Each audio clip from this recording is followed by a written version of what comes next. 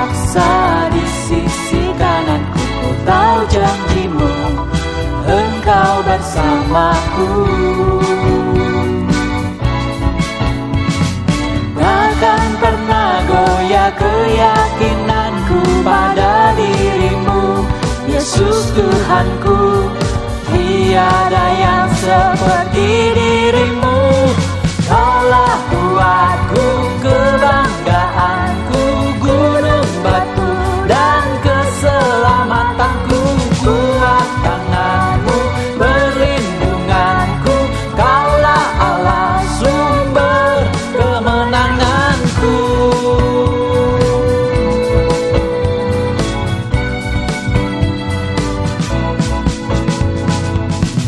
Meskipun musuh di depanku, rintangan menghadang langkahku, ku tahu sungguh Engkau bersamaku.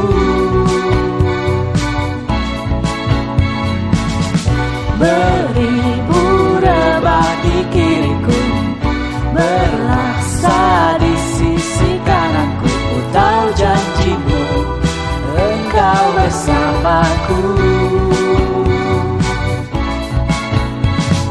Takkan pernah goyah keyakinanku pada dirimu, Yesus Tuhanku. Tiada yang seperti dirimu. Kaulah kuatku, kebanggaanku, gunung batu dan keselamatanku. Kuat tanganku, perlindunganku, Kaulah Allah sumber kemenangan. Kaulah kuatku, kebanggaanku, gunung batu dan keselamatanku. Kuat tanganku, perlindunganku, Kaulah Allah sumber kemenanganku. Sumber kemenanganku, sumber kemenanganku.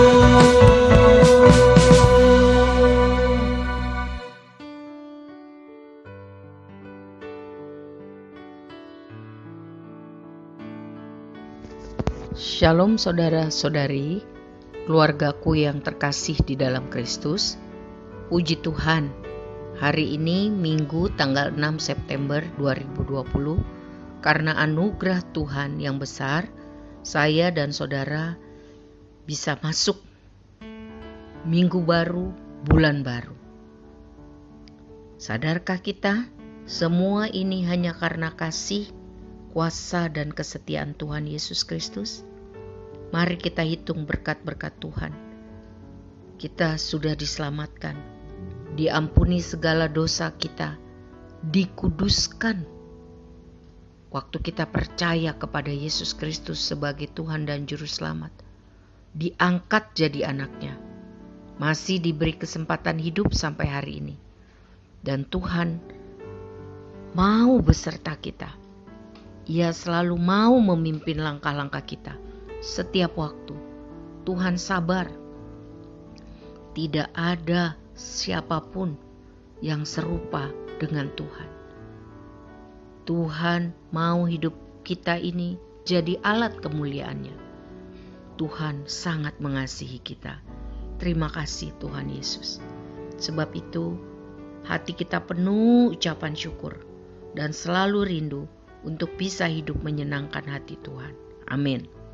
Saudara, hari ini kita akan belajar firman Tuhan dari Mazmur 11.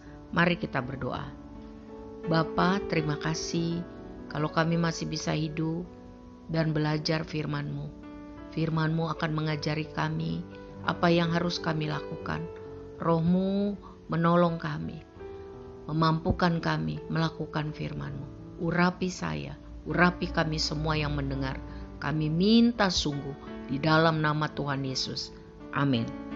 Saudara, mari kita dengarkan sambil kita membaca firman Tuhan dari Mazmur 11.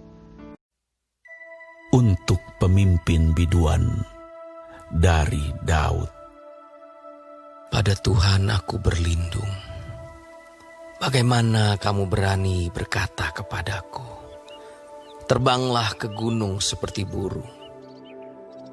Sebab lihat orang fasik melentur busurnya. Mereka memasang anak panahnya pada tali busur untuk memanah orang yang tulus hati di tempat gelap. Apabila dasar-dasar dihancurkan, apakah yang dapat dibuat oleh orang benar itu?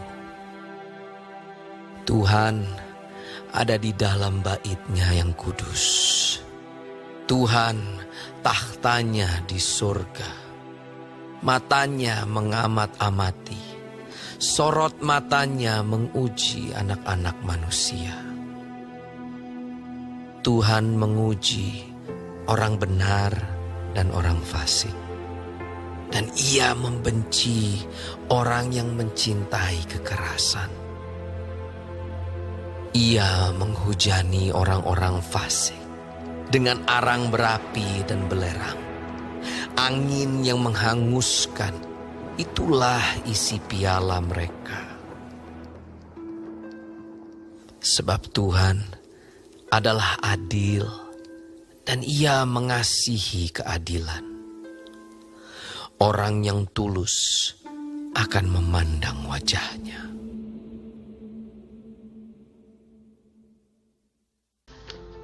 Saudaraku, Mazmur 11 ditulis oleh Daud.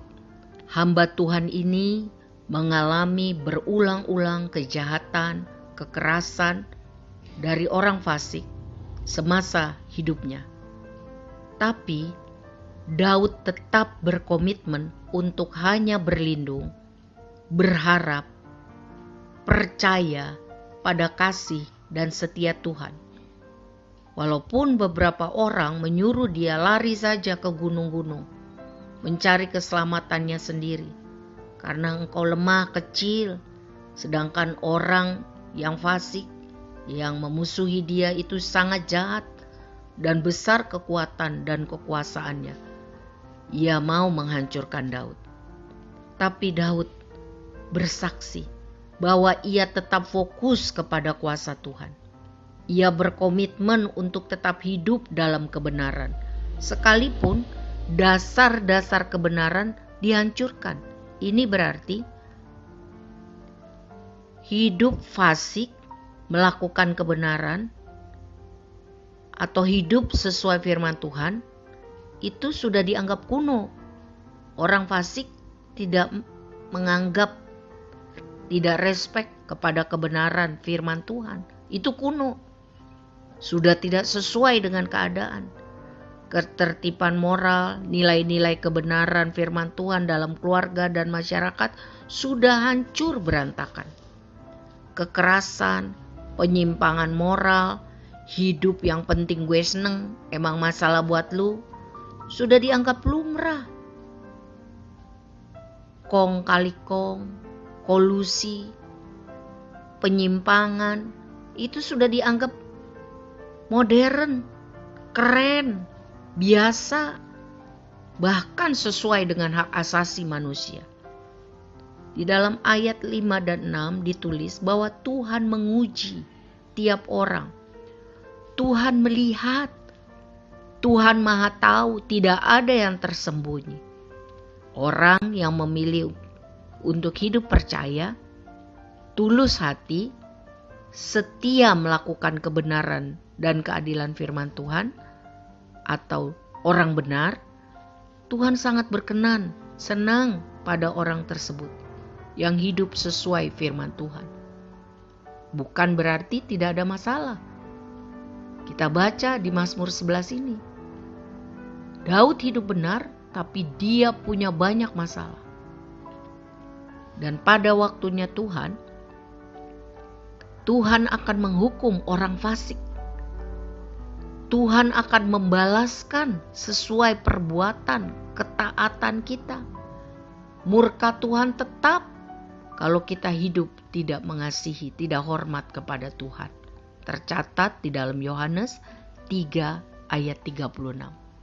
Untuk menguatkan kita, untuk membuat hati kita teguh, mau memilih untuk hidup benar walaupun sulit. Ingat Kejadian 19. Dicatat mengenai kota Sodom dan Gomora.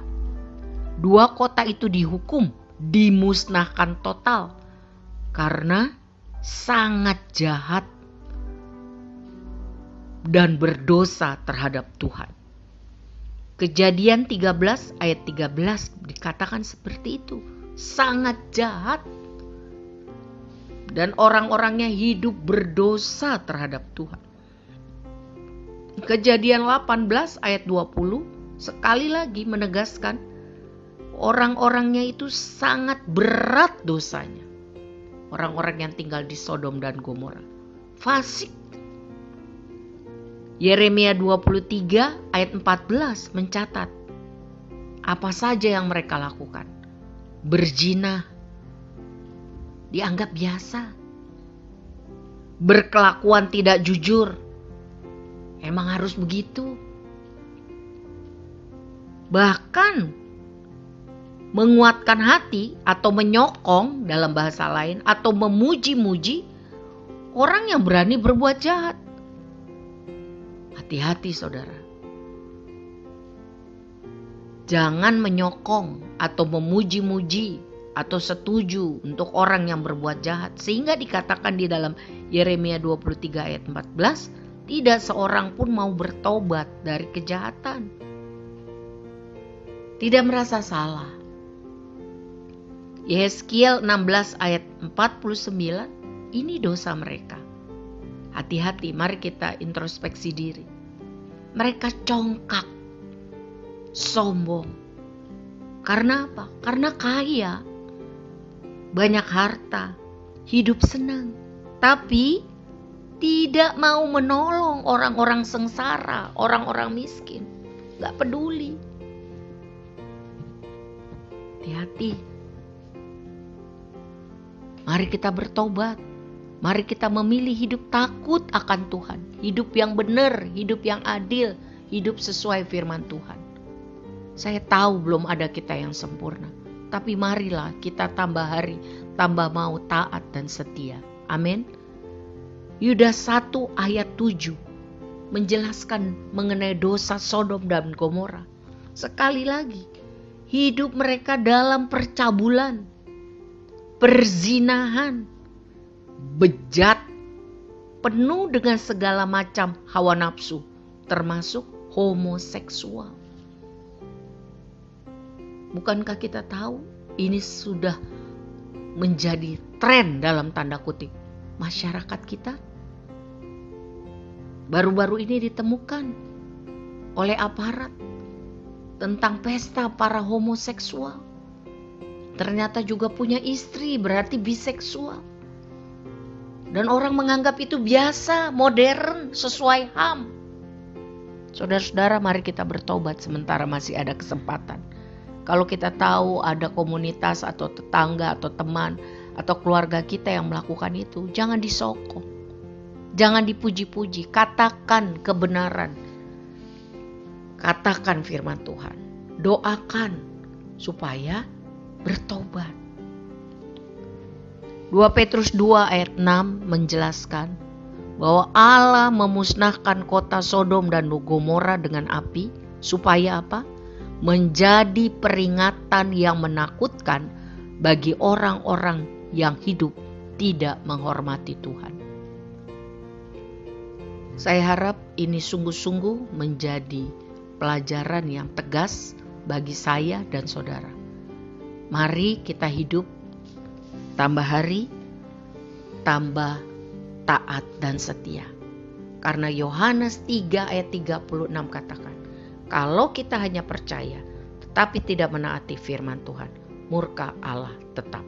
Tuhan memberkati saya dan saudara untuk mempunyai hati yang baru, hati yang tambah mengasihi Tuhan, hati yang rindu melakukan segenap firman Tuhan.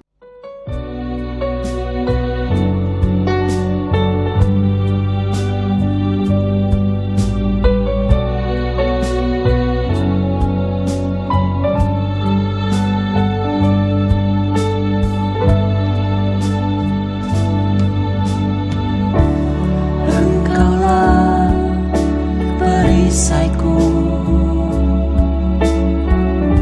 Saat badai hidup menerpaku, firman-Mu di dalamku,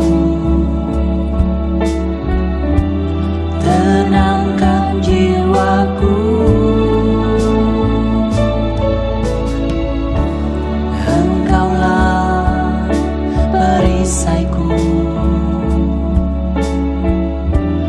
Saat badai hidup menerpaku, firman-Mu di dalamku, tenangkan jiwaku. Ku kan berdiri di tengah badai, dalam kekuatan yang Kau berikan. Sampai kapanpun ku kan bertahan, karena Yesus selalu menopang. Ku kan bertahan di dalam tekanan, dengan kekuatan yang Kau berikan. Sampai kapanpun tak tergoyahkan, karena Yesus selalu menopang hidupku.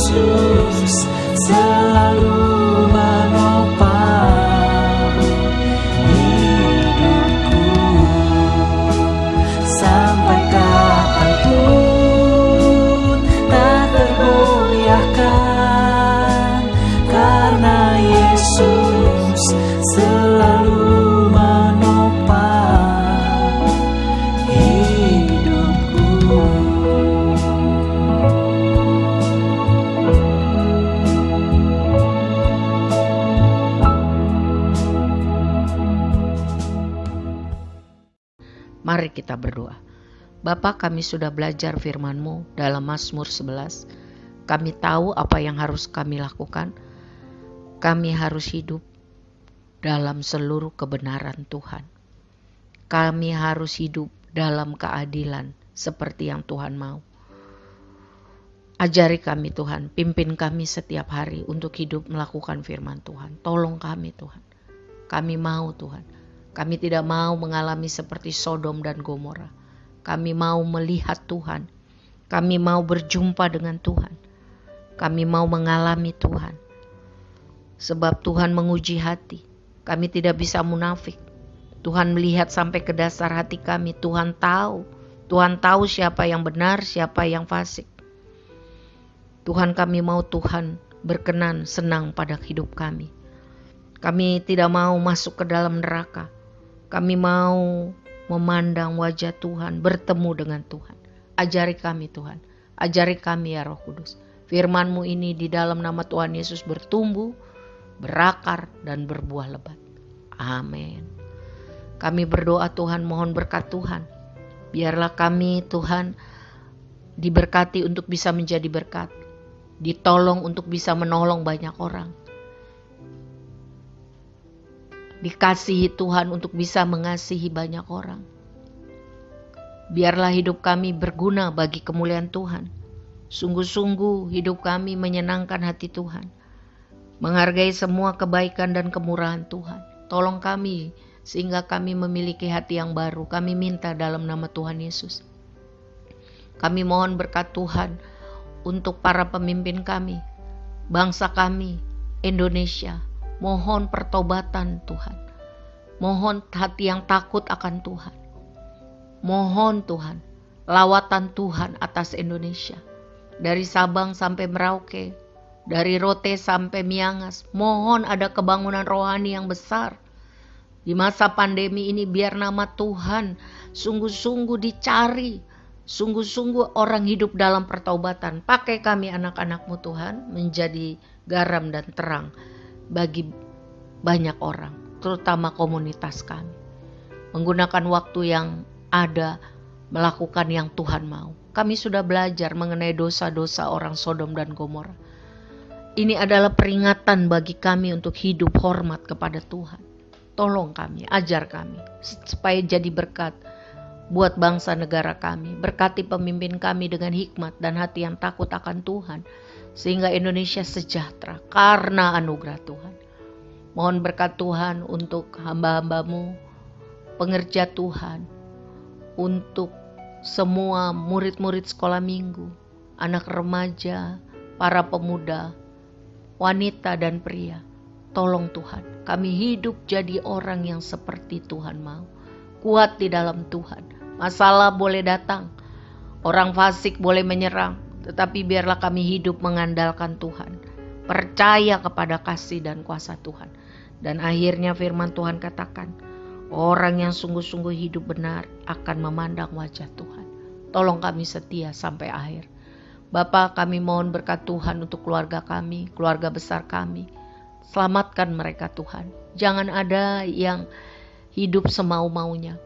Beri hati yang bertobat. Pakai kami untuk berdoa, mengasihi, mengatakan yang benar.